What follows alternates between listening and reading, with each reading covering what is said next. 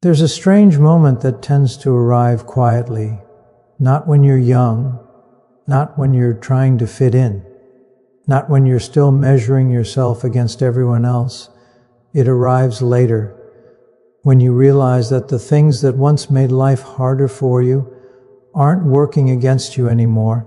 They're just there. You don't announce this realization. You don't even fully trust it at first. You just notice that situations feel different now. The same environments that once overwhelmed you feel easier to navigate. The same personalities that once unsettled you feel predictable. The same emotional tension that once pulled you now passes through without sticking. Nothing about the world has changed. Something about your position inside it has. Earlier in life, sensitivity felt like friction, like moving through the world without enough armor, like noticing too much, feeling too fast, understanding too deeply. You were often told to toughen up, to stop overthinking, to stop caring so much. And for a long time, it felt like those voices were right. You paid for your awareness. You absorbed moods that weren't yours. You carried weight you didn't create. You learned early that awareness comes with a cost.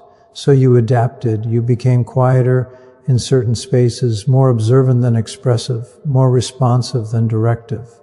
You learned how to read rooms, how to anticipate shifts, how to sense what was coming before it arrived. At the time, it didn't feel like a skill. It felt like survival. You were constantly adjusting, calibrating, making sure nothing escalated unnecessarily, and that constant adjustment was exhausting. People mistook your awareness for softness, your restraint for weakness, your caution for lack of confidence. You might have believed them. After all, you didn't push the way others did. You didn't dominate conversation. You didn't thrive on confrontation. Instead, you noticed. You noticed how power often came from ignorance, how confidence was sometimes just unexamined certainty, how loudness often masked fragility, but noticing didn't help you then. It only made things heavier. You could see dynamics before they played out, but you still had to sit inside them. You could sense emotional undercurrents, but you didn't always know what to do with them. You could predict outcomes, but not always change them. So your awareness felt like a burden without leverage. And that's the part most people miss early in life. Depth doesn't automatically translate into power. It often translates into delay. Delay in asserting yourself, delay in being understood, delay in finding spaces where your way of perceiving is valued. You may have felt behind because of this, slower to act, more hesitant to commit, less certain in moments where others seemed decisive. But the hesitation wasn't emptiness, it was processing. You were taking in more information than most people around you, not just facts, signals, subtle cues, emotional inconsistencies, shifts that weren't obvious yet. You were waiting for things to make sense before moving. Others moved first, and sometimes they moved wrong. You watched relationships form quickly and dissolve just as fast. You saw careers chosen confidently and abandoned later. You noticed patterns repeat themselves while people insisted they were different this time. And somewhere inside you, a quiet understanding formed. Speed wasn't the same as accuracy, but that understanding didn't bring comfort early on. It brought doubt because the world rewards decisiveness, rewards confidence, rewards certainty, and you carried nuance. Nuance doesn't perform well in early life. It complicates things. It slows momentum. It makes choices heavier. So for a while, it can feel like you're lagging behind, not because you lack ability, because you're seeing more than you're allowed to use. Yet there's a particular loneliness in that. Being aware before you're empowered, being perceptive before you're positioned, understanding dynamics without having the authority to change them. You may have felt underestimated, overlooked, misread, and you may have wondered if your way of being would ever actually work in your favor, whether the same sensitivity that drained you would ever strengthen you at this stage. The answer isn't obvious. All you know is that something feels different now. You don't rush to prove yourself the way you once did. You don't feel the same pressure to explain your perspective. You don't feel as reactive to being misunderstood. That shift is subtle, almost imperceptible, but it matters because it signals that your awareness is no longer operating without structure. Something has been forming underneath the years of observation, restraint, and emotional navigation, something that didn't announce itself while it was building. And whatever that is, it's beginning to change how your presence lands. You're not louder, you're steadier, you're not more aggressive, you're clear, you haven't hardened, you've consolidated. You don't fully understand this change yet, you just feel that the world doesn't press against you the way it used to, and that the very traits that once felt like liabilities are starting to behave differently. Not dramatically precisely, that precision hasn't revealed its full shape yet, but it's closed. And when it does, it will explain why what once made life harder for you is now positioning you in a way that others didn't see coming.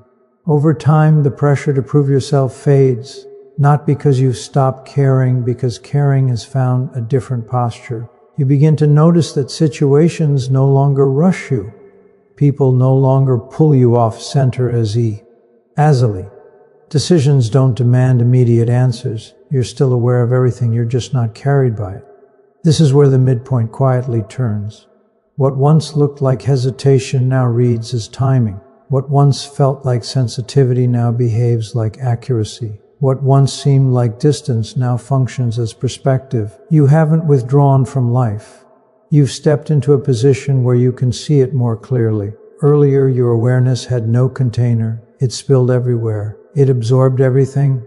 Now it has weight. Your observations land with less effort. Your silence carries more presence. Your words, when you choose to use them, arrive with precision. People begin to notice something they can't quite name. They feel steadied around you or unsettled, sometimes both. Not because you're asserting dominance, because you're no longer adjustable. You don't bend to emotional weather the way you once did. You don't mirror uncertainty reflexively. You don't absorb tension as a default.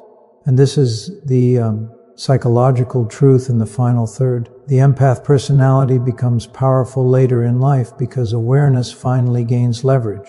For years, your perception developed without authority. You could see patterns but not redirect them. You could sense outcomes but not intervene cleanly. Now experience has given your awareness structure. You know when to speak, when not to, when something will resolve on its own, when it won't. You're no longer compelled to act just because you feel. You act when it aligns.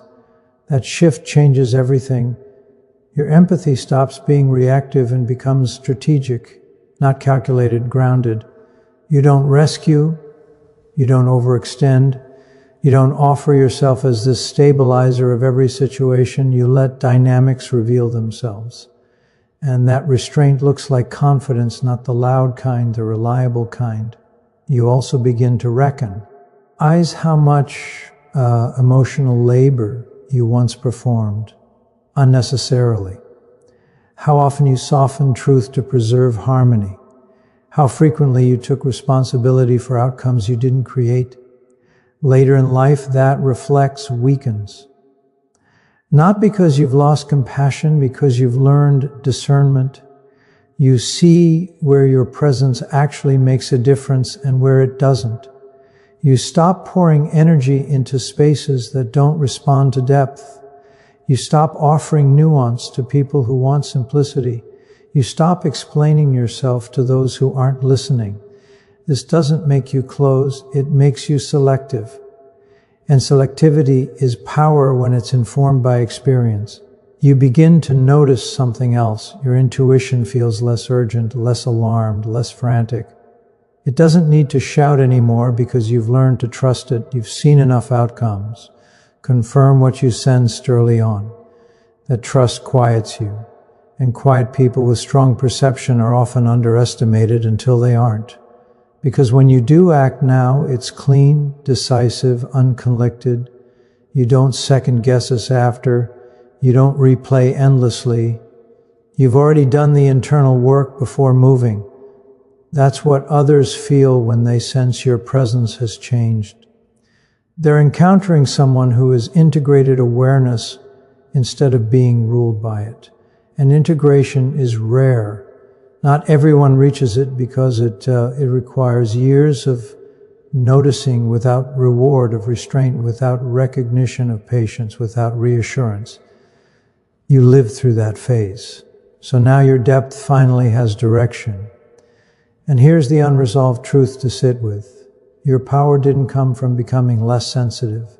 It came from no longer being scattered by what you sense. What once overwhelmed you now informs you. What once drained you now guides you. What once slowed you now steadies you. That kind of power doesn't announce itself. It becomes obvious only in contrast when others rush, react, overextend, or collapse under pressure, and you remain centered without effort. Not because you're above it, because you've already been inside it. And once awareness has passed through that many years of lived experience, it stops being a vulnerability. It becomes a position. Sit with that, not to celebrate it, just to recognize how quietly strength arrives when it's built from understanding instead of force.